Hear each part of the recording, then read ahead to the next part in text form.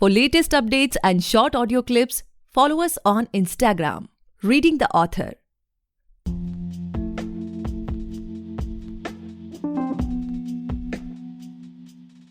Hey guys, welcome back to the podcast Reading the Author, a unique show where we read authors' mind and not their book.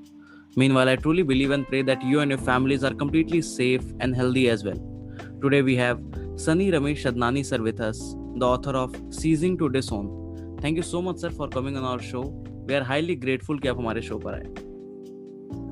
Thank you, Gaurav. I am also equally pleased, honored to be part of your show. Thank you. Okay, so sir, पहले हम आपके book के बारे में जाने इससे पहले we would like to know more about you. हम आपके बारे में जानना चाहते हैं, जैसे आपकी जर्नी के बारे में, आपके चाइल्डहुड के बारे में, या फिर कुछ भी ऐसी स्टोरी जो आप हमारे साथ शेयर करना चाहें कि कैसे आपके माइंड में आया बुक लिखनी है, ये सारी चीज़ें.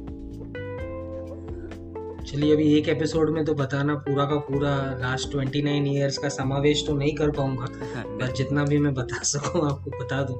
सो I am originally from Bombay, always lived here, stayed here, never had the chance to kind of explore different regions and territories within the country. Travel काफ़ी किया हुआ है मैंने, बट रहना मेरी पैदाइश और मेरा रहना हमेशा से बॉम्बे का रहा है. And my family also, my parents and everybody have been from Bombay always. Did my schooling here. By qualification I'm an MBA. आजकल मैं ज़्यादा लोगों को बताता नहीं हूँ because MBA की वैसी वैल्यू नहीं रही.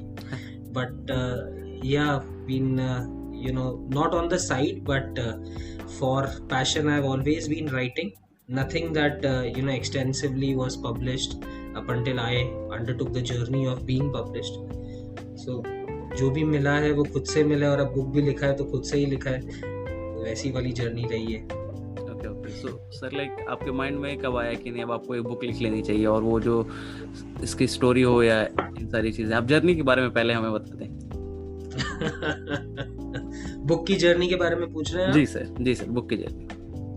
तो देखिए, वैसे तो क्या है ना, पब्लिश होने के बाद में थोड़ा बहुत जो भी नाम हुआ है तो मैं हर बात में डायलॉग मार देता हूँ जी. तो जब मुझे कोई पूछता है तो मैं यही बोलता हूँ, लिख तो मैं 29 साल से रहा था, उतनी मेरी उम्र भी है. हाँ. पर एक्चुअली में आप पूछेंगे तो ये कलेक्शन ऑफ पोएम्स है, कुछ 28 पोएम्स है जो ओवर द लास्ट 10 ईयर से मैं लिख रहा हूँ. जब से एक्सपोजर टू लाइफ हुआ, beyond the primary education years, तब से लगा के इसको एक्सप्रेस करने का एक तरीका होना चाहिए. तो when I was about 17-18 is when I started writing. I'm 29 today. So over the years I've been writing poems on different topics.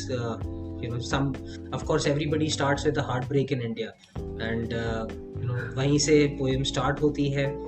वो फिर एक जब चाहे आप होश में लिखे या होश में ना होके लिखे, वो उसका आउटकम एंड आउटपुट अच्छा निकल ही जाता है. एंड देन फिर जैसे जैसे आप different facets of life explore करने लिखते हैं, आप फैमिली के बारे में लिखते हैं, आप पर्सनल ग्रोथ के बारे में लिखते हैं, आप रिडेम्पशन के बारे में लिखते हैं, रिवेंज के बारे में लिखते हैं, नॉस्टैल्जिया के बारे में लिखते हैं. तो ये डिफरेंट इमोशंस को मुझे लगा कि एक्सप्रेस करने का ये जरिया अच्छा है. तो मैं इन पोएम्स को लिखता था, एक ब्लू कलर की फाइल में रखता था, एंड सोचता था कि अब पब्लिश करूँगा, तब पब्लिश करूँगा. And I mean, in the times that I grew up, while I had all the internet to my disposal, I was also studying. I was just about entering into a working life as well. तो ये सारी चीज़ें थोड़ी ignore हो गई एक published author बनने की. To answer your question, पिछले 5-6 सालों से तो मैं काफ़ी बर्निंग डिज़ायर रख रहा था कि मैं लिख सकूं, पर कोविड ने काफ़ी कुछ चेंज कर दिया. जब घर पे बैठ के लाइफ को इंट्रोस्पेक्ट करने का मौका मिला, और ये पता चला कि अब पता नहीं कि कल होगा कि नहीं होगा, तो जो भी है वो आज कर लो. And I mean, if I had to talk about my journey, it was, I think, the first week of December in 2020 when I decided. Took 2 days to research on the publishers that I may want to go ahead with. मैं थोड़ा corporate ecosystem को belong करता हूँ, तो वो मेरा evaluation criteria भी थोड़ा वैसे ही था. मैंने उन सबके डिफरेंट प्लान्स, प्रपोजल्स मंगवाए, इवैल्यूएट किया, एंड कुछ फेलो ऑथर से बात किया. आई एम फॉर्चुनेट कि कुछ फेलो ऑथर्स मेरे नेटवर्क में रहे हैं over the years because of mutual liking for writing. तो उनसे भी एडवाइस ली. कुछ लोगों ने खुद से पब्लिश किया है. Some people were approached by publishers.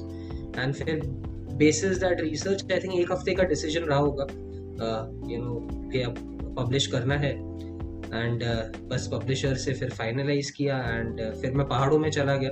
अच्छा, वहाँ पे मैंने मैन्यूस्क्रिप्ट पूरी की, एंड या it took about 3 months for the book to come out. Okay. वो सो थोड़ा long answer to your short question, हाँ, but that's the journey. Okay. So sir, as we know that your book is publish, तो आप उसका कुछ insight दे सकते हैं, जैसे जिन लोगों ने अभी तक नहीं पढ़ी है या नहीं खरीदी है अभी तक बुक, तो वो क्या एक्सपेक्ट कर सकते हैं उस बुक से? वो आइडेंटिफाई कर सकते हैं, Okay. मैं इतना बोलना चाहूँगा। काफ़ी रिलेटेबल है। पोएम्स को आप पर्सनलाइज करके पढ़ेंगे तो आइड से कि काफ़ी सारे इमोशंस हैं जो डिफरेंट पॉइंट्स ऑफ टाइम में आपने खुद एक्सपीरियंस किए हैं, एंड इमोशंस भी काफ़ी रिलेटेबल हैं गौरव। जैसे ऑफ कोर्स हार्ट ब्रेक हो गया, पर हार्ट ब्रेक के भी काफ़ी रूप होते हैं जो हमने देखे हैं। अलग अलग उम्र में अलग अलग रूप होते हैं। कभी किसी को किसी गली के मोड़ पे देखा था पर बात नहीं की, पर जब पता चला कि उससे कभी बात हो भी नहीं पाएगी तो वो भी एक हार्ट ब्रेक है। और जिसके साथ हाथ पकड़ के इतने टाइम चले, अब उनसे भी बात नहीं हो पाएगी तो वो भी एक हार्ट ब्रेक है। फिर हम हमारे ग्रोइंग ईयर्स में हम काफ़ी सारे चीज़ों को अटैच हो जाते हैं। एडिक्शंस, उसके बारे में लिखा है मैंने, उसको थोड़ा और पर्सनलाइज किया है कि नेचुरल एनवायरनमेंट के बारे में लिखा है मैंने। हम कितने कॉशियस या नॉन कॉशियस होते हैं हमारे नेचर को लेके, उसके बारे में लिखा है। रिडेम्पशन के बारे में लिखा है। हमारे काफ़ी गोल्स होते हैं लाइफ के अंदर में जो हम फुलफिल नहीं कर पाए होते, एंड लगता है कि आज नहीं तो कल उसको डेफिनेटली पूरा करेंगे, तो उस इमोशन के बारे में लिखा हुआ। तो जिन्होंने भी बुक नहीं पढ़ा है अभी तक, वो ये तो एक्सपेक्ट डेफिनेटली कर सकते हैं कि जो इमोशंस उन्होंने एक्सपीरियंस किए हैं आज तक, उसको किसी ना किसी तरीके से पर्सनलाइज करने की कोशिश की है मैंने। एंड अगर अब तक उन्हें वो एक्सपीरियंस नहीं हुआ है तो डेफिनेटली बुक के जरिए थोड़े प्रिपेयर हो जाएंगे कि वो एक्सपीरियंसेस होंगे। ओके। सो सर, काफ़ी रिलेटेबल बुक लग रही है पर्सनली मुझे तो आप बता सकते हैं कि what motivates you to write on this topic? On the variety topics? Yes sir. जैसे लिखने के लिए सर, तो आजकल जैसे अगर देखा जाए ऑन अ सेफ नोट, मतलब माना जाता है कि जो हमारा रोमांस का जॉनरा है वो काफ़ी सेफ माना जाता है, because youth are completely inclined towards that.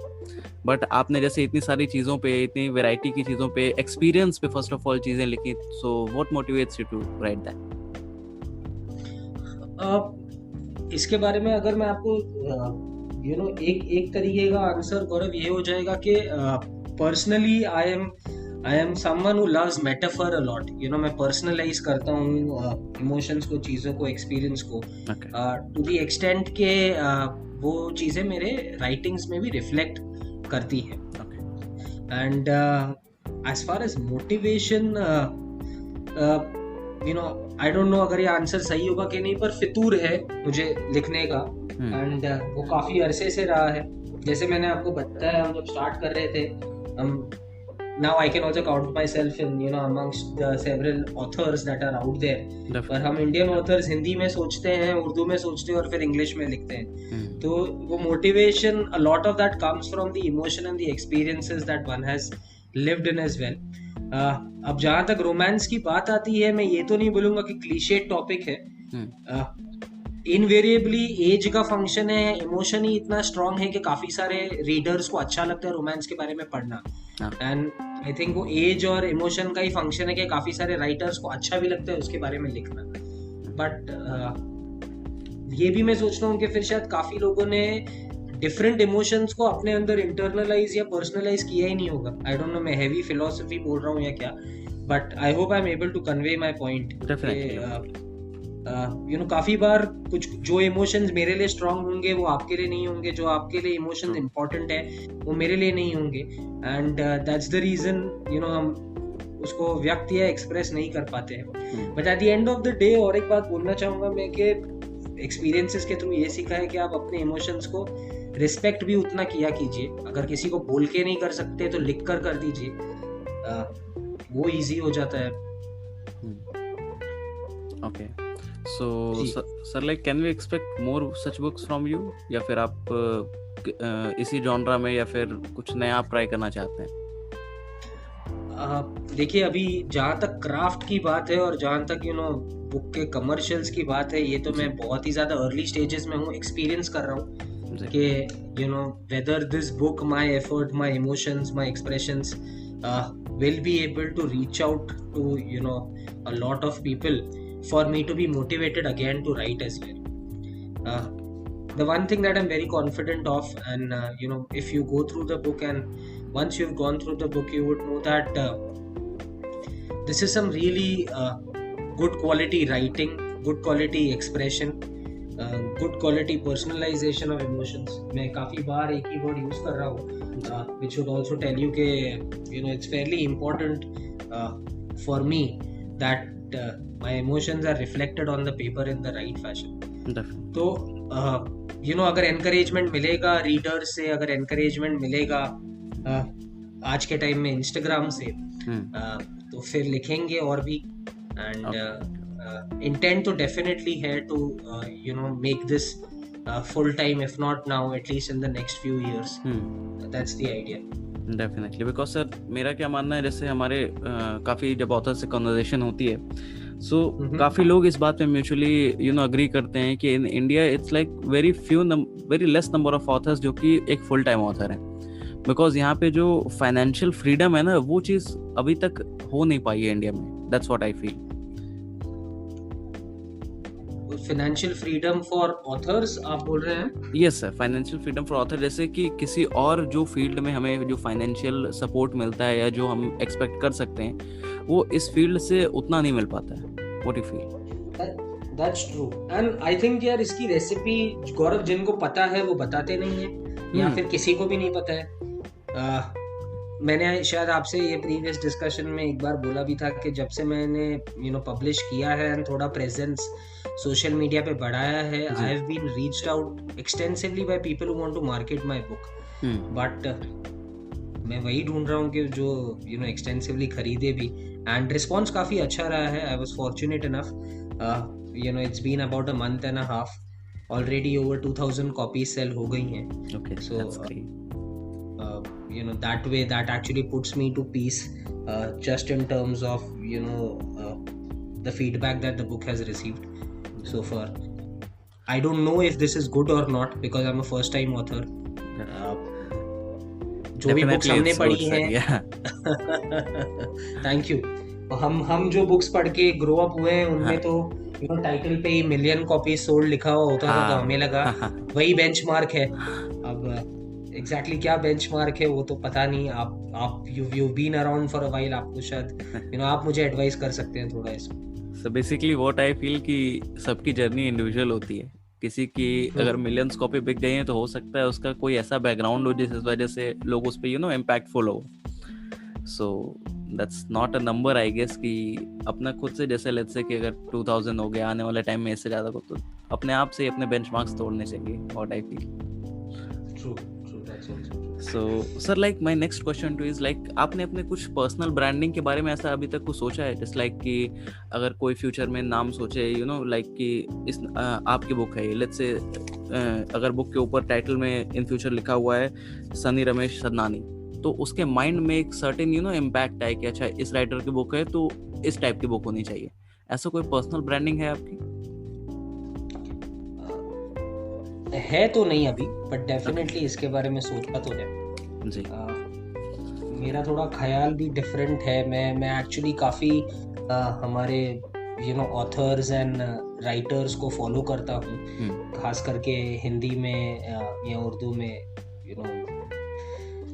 Doctor Kumar विश्वास, उर्दू में डॉक्टर मुनव्वर राना, हमारे Rahat Indori ji. I don't know if you followed them. हाँ, डेफिनेटली. तो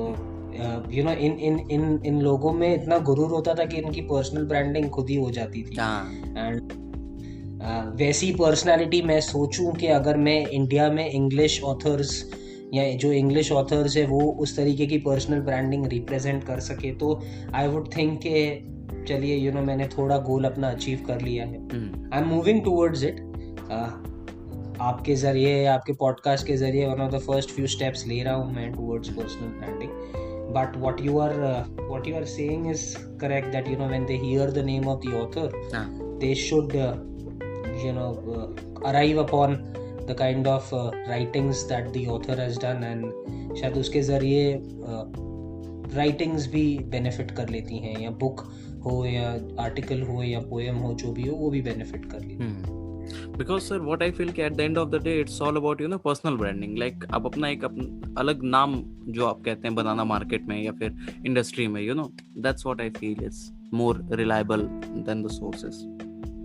Correct, that's true. But आप मैं ये भी सोचता हूँ, like डॉक्टर कुमार विश्वास का जो फेमस पोएट्री है, आपने सुना होगा, कोई दीवाना कहता. Definitely sir. वो एक ही बात बोलते बोलते अब तो ये मेरी नहीं रही है तो आप लोगों की हो गई है.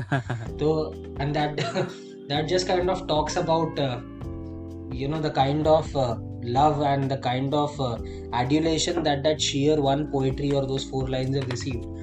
तो मैं भी वही सोचता हूँ कि अगर अभी ऐसा कुछ लिख पाए, या शायद ऐसा कुछ लिख दिया है बट ऐसा कुछ दुनिया की नजर में आ जाए कि फिर वो दुनिया का हो जाए और मेरा ना रहे, तो वो भी एक अचीवमेंट होगी अपने आप. बिल्कुल.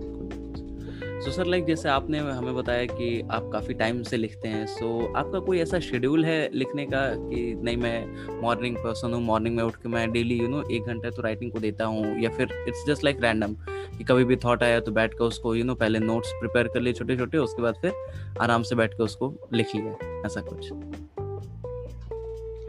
तो थोड़ा मेथड तो है to the madness, Gaurav ji. I of course I'm an early riser, so I definitely start my day early, and I definitely start my day by penning a few thoughts. Okay. ये तो होता है definitely कि through the day आपको कुछ ध्यान में आ जाए, या कहीं आपने कुछ सुन लिया और उस कुछ सुन के आपने कुछ अपना भी बना लिया. कोई भी ऑथर अगर ये बोले कि उसकी राइटिंग्स किसी और राइटिंग से इन्फ्लुएंस नहीं है तो वो झूठ बोल रहे हैं. वो तो डेफिनेटली है. बट हाँ, I do prefer writing in the mornings. See, I am a city bred person, so अगर आप पूछेंगे कि मेरा स्केड्यूल राइटिंग को लेकर कैसा है, तो मैं ये आपको बोलूँगा कि मैं एक्सटेंसिवली जब ट्रैवल कर पाता था तो फिर मैं सिर्फ लिखता था ड्यूरिंग माई ट्रैवल्स. तो एंड मैं लिखने के लिए स्पेसिफिकली ट्रैवल करता था, और वो थोड़ा मेरे लिए ईजी कंफर्टेबल हो जाता है. अब क्या है ना, शहरों में बैठ के मैच बॉक्स साइज अपार्टमेंट्स में आप उतना ही इंस्पिरेशन ड्रॉ कर सकते हैं जितनी की आपको मिले. तो वो बात है. Okay, so sir, my next question to you is like, do you feel the numbers of readers are getting less day by day? No, I don't feel that. What I definitely feel is that the number of readers who want to consume bite-sized content is increasing more. Okay. So you mean the patience level is going really low these days? Absolutely. Okay. And that's actually kind of observed in the kind of content also that we have out there. जब लोगों को book पढ़ने की इच्छा थी तो काफी लोग काफी सारे बुक्स लिखते थे, एंड जब लोगों को वो बाइट साइज कंटेंट देखना है, पढ़ना है, जस्ट क्विक रशेस में कंटेंट कंज्यूम करना है, इसीलिए तो इस तरीके का कंटेंट भी आया है, बिकॉज ऐसा कंज्यूम करने के लिए मार्केट एंड ऑडियंस है. डेफिनेटली, बिकॉज 15 सेकंड में भी लोगों की चॉइसेस होती है कि नहीं पूरा नहीं देखना है इसको, just swipe up and all those things हो जाता है. ओके, एंड आई होप ये वाला लोग पूरा सुनेंगे Gaurav. Definitely sir. So sir, like coming to your personal life now, आप हमारे साथ कोई अपना एक हैप्पीएस्ट मोमेंट शेयर करना चाहेंगे? Like what was the most happiest moment of your day till now? Of life, of course, is a sum total of a lot of happy moments, and off the cuff मैंने honestly इस बारे में सोचा नहीं है कभी कि ये मेरे लाइफ का सबसे ज़्यादा हैप्पीएस्ट मोमेंट रहा है, but I after my book got published, because we are here specifically because of my book, it was not me, but actually my mother, she went around calling the rest of the family and her friends ke Sunny ne book likha hai, and I could see that pride in her face, in her smile, and I am an elder son, I mean I have a younger brother, तो वो और ज़्यादा emotions resonate भी होता है जब आप अपने पेरेंट्स को, अपनी मॉम को खास करके देखते हैं आपके लिए खुश हो। प्रोफेशनली आप जितना भी अच्छा कर लो, पर जब ऐसा कोई एंडेवर आप लेते हो लाइफ में जो पर्सनल है, एंड भले ही हमारे पास लाखों ऑथर्स होंगे, बट आपकी फैमिली में, आपके जान पहचान में हमेशा वो गिने चुने ही ऑथर्स होंगे जिनके बारे में आपने सुना। तो वो मेरे लिए काफी हैप्पी मोमेंट था, ये पिछले महीने की बात ही है। एंड इनफैक्ट मैं शहर में भी नहीं था, I was not in Bombay when my publisher told me हमने बुक लॉन्च आज इवनिंग में कर रहे हैं, आप अनाउंस कर दीजिए। तो आई वाज ट्रैवलिंग एंड फिर मैंने ऑब्वियसली पहले घर कॉल करके बताया एंड फिर अपने नेटवर्क में भी बात स्प्रेड की। But the next day when I came back, I already saw more people calling me than they should, than the ones I thought know about the book. And that was courtesy because, मेरी mother काफी खुश थी और उन्होंने काफी लोगों को बता दिया। आजकल अगर आप देखें तो इंडिया में सबसे ज्यादा व्हाट्सएप पे एक्टिव मदर्स ही होती है। ओके, सो एंड सर कोई ऐसा मोमेंट आपकी लाइफ का है जिसको आपको अभी भी रिग्रेट होता हो, आप अगर शेयर करना चाहें तो? रिग्रेट? Yes sir.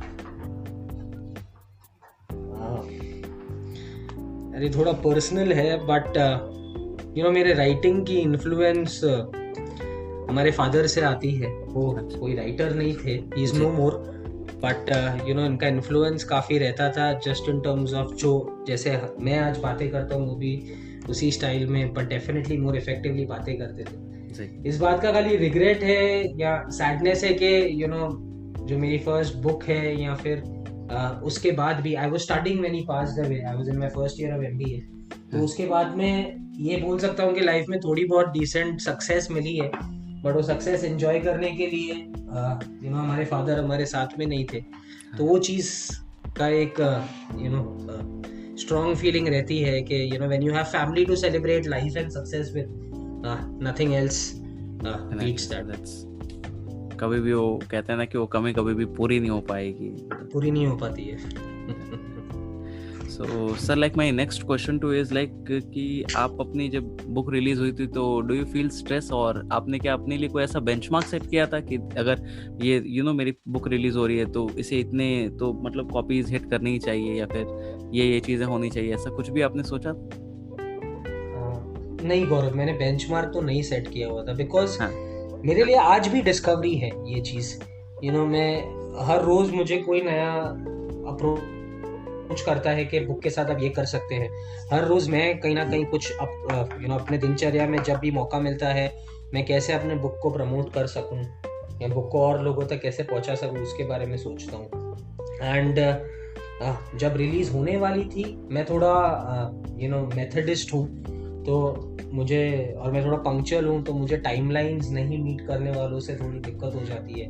तो जब कहीं से जो भी रिस्पॉन्सिबल थे बुक पब्लिश होने में, कहीं से मुझसे डिले भी होता था, कभी ट्रांसक्रिप्ट या मैन्यूस्क्रिप्ट फिर से भेजने के लिए, तो तब मैं थोड़ा स्ट्रेस हो जाता था कि यार ये एक एंडेवर जो लाइफ में लिया है, इसको सही तरीके से करे।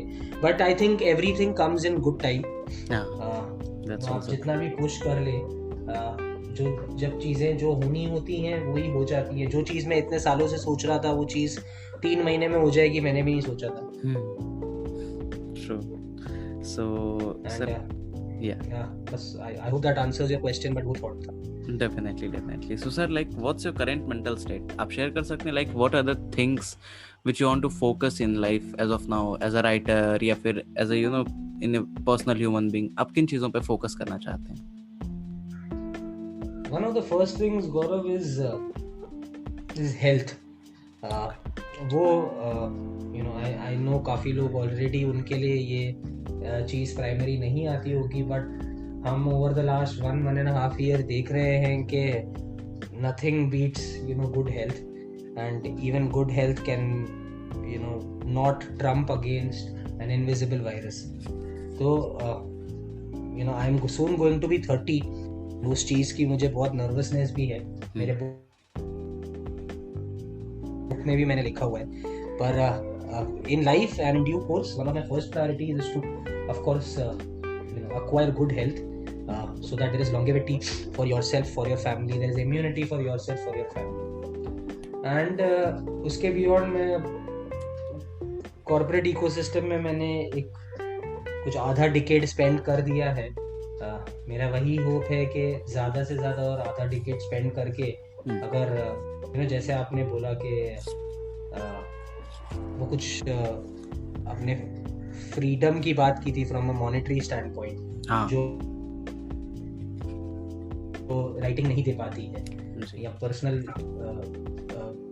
ब्रांड बिल्ड करके शायद वो हो जाए. तो दैट्स माय नेक्स्ट फोकस कि how is it that I can be financially free and kind of focus more on giving back in terms of content and writing. I definitely don't want to be associated with a particular genre, that's for sure. Neither do I want to be too fragmented के कोई identify नहीं कर सके मेरी नाम और मेरी writing को, या उनको सिम्फनी में नहीं देखें. तो ये मेरा फोकस थोड़ा रहेगा कि मैं अपनी हेल्थ पे फोकस करूँ, अपने पर्सनल ब्रांड पे फोकस करूँ. ओके, सो ऑफ कोर्स जो काफी पेंट अप डिजायर है कि ट्रैवल किया जाए, उसके ऊपर फोकस करूँ. तो ये 2-3 बातें हैं. अच्छा, सो सर लाइक मेरा लास्ट क्वेश्चन है आपसे कि आप एक एडवाइस दे दें उन लोगों के लिए जिनकी अभी बुक्स आने वाली है, जो अभी सोच रहे हैं बुक पब्लिश करने के बारे में. उनके लिए एडवाइस? Yes sir. मेरी फर्स्ट एडवाइस तो वही है कि इतना वेट मत करो यार, कर लो. एंड ऑफ कोर्स एक चीज के बारे में जो काफी लोग नहीं बात करते हैं, factually it require some money that needs to be spent. If you can arrange for that, और even if you can't arrange for that, take the baby steps towards getting yourself noticed as as someone who's associated with writing. And जब मैंने वो किया तब मैंने realise किया कि यार हमारी तरह काफ़ी और लोग हैं जो एफर्ट डालना चाहते हैं, बट वो नहीं हो पाता है. And one of the primary reasons, और rather the foremost reasons for that is complacency also. लोगों में इनहेरेंट एक लेजीनेस भी होती है कि नहीं यार हम कर लेंगे, बाद में करेंगे, अभी तो काफ़ी टाइम बाकी है. तो मेरा तो वही रिक्वेस्ट है जितने भी बडिंग ऑथर्स हैं उनसे कि one of the first things that you should do is shake off your lethargy. Focus करो जिन चीज़ों पे आपको फोकस करना है. Writing is your passion, and काफ़ी प्लेटफॉर्म्स हैं अवेलेबल आज. तो मैं इतना डेफिनेटली मानता हूँ कि practice makes a man perfect, and regularity is what is going to actually help you achieve the visibility that you want when it comes to writing. So आप रेगुलर रहिए, आप कंप्लेसेंट मत बनिए, लेजी मत बनिए.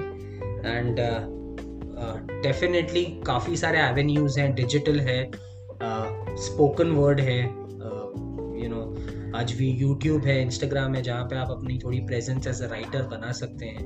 आई एम श्योर लोग काफ़ी लोगों को जानते हैं जिन्होंने बुक भी नहीं लिखा है, बट उनकी राइटिंग की बातें होती हैं ऑल अक्रॉस द वर्ल्ड. तो उनसे क्यों लीजिए, बिकॉज उनमें और आप में कोई फ़र्क नहीं है. वो जस्ट थोड़े ज़्यादा एक्टिव थे आपसे, और उन्होंने एक थोड़ा एफर्ट लिया, कुछ दिनों का या कुछ रातों का, जब उन्होंने आराम नहीं किया या अपना फेवरेट वेब सीरीज नहीं देखा, पर अपनी राइटिंग पे फोकस किया. And that is what is the difference. Okay, so that's all for today guys. I hope कि आपको ये पॉडकास्ट पसंद आया होगा. अगर पसंद आया हो तो हमारे पॉडकास्ट है रीडिंग द ऑथर को ज़रूर फॉलो करें. ऑलमोस्ट सारे लीडिंग पॉडकास्ट प्लेटफॉर्म्स पे अवेलेबल है. And don't forget to buy the book ceasing to disown. Thank you so much sir हमारे शो पर आने के लिए. It was truly an amazing experience to have you on the show today. Thank you Gaurav, thank you, and good luck to reading the author. Thank you so much sir. Very encouraging initiative for all us budding authors to kind of make ourselves visible and reach out to the audience who can give the respect to our writings. Thank you. Thank you so much sir.